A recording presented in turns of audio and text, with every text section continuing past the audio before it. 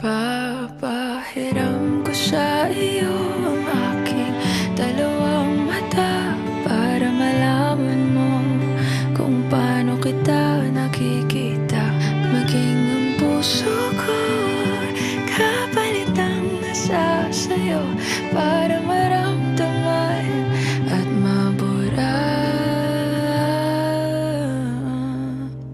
ang mga agam-agam na hindi kailangan.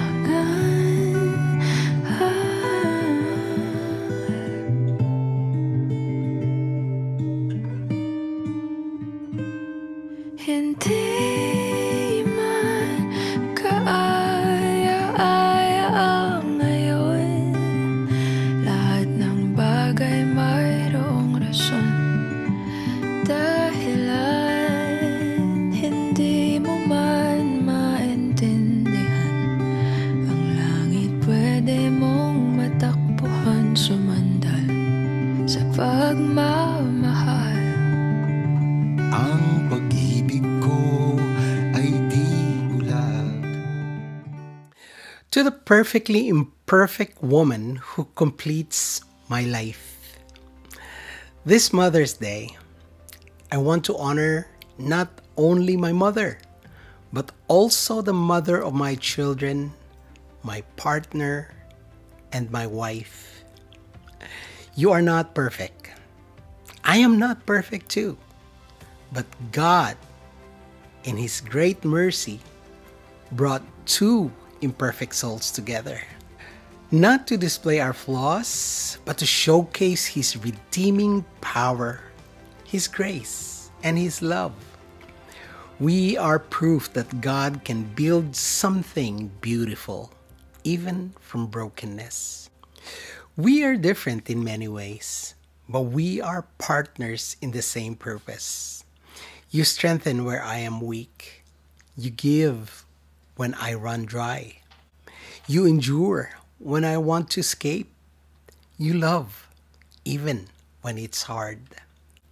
Together, we raised our children. But let it be known, you were their first teacher. You taught them not just how to live, but how to love. You were the soft voice that soothed them, the firm voice that guided them, the faithful presence that never gave up on them.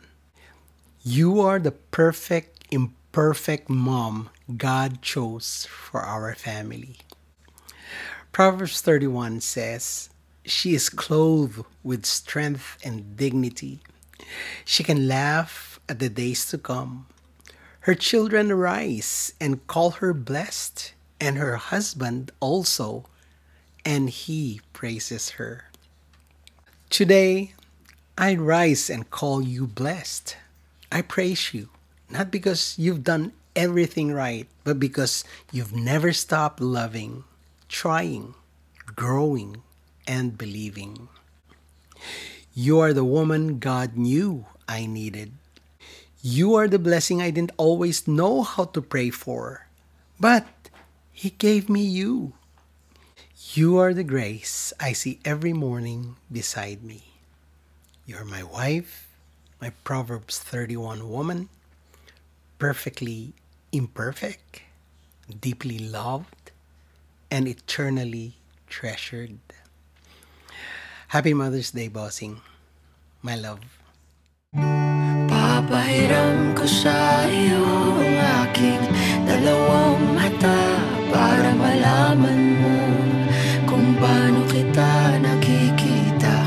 Maging ang puso ko kapalit ng nasa sa'yo para maramdaman nilalambay.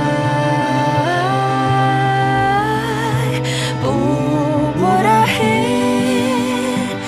natin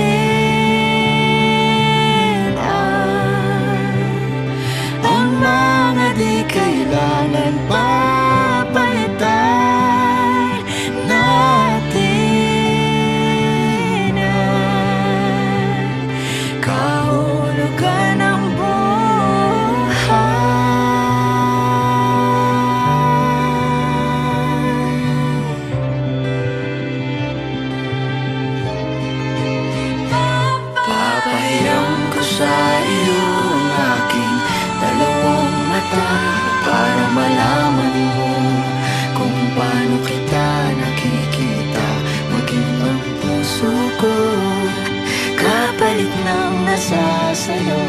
para maramdaman, nilalaman, buburahin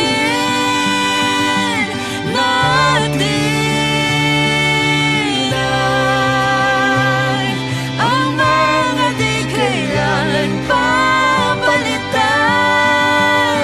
natin ay kahulugan ng buhay, buburahin natin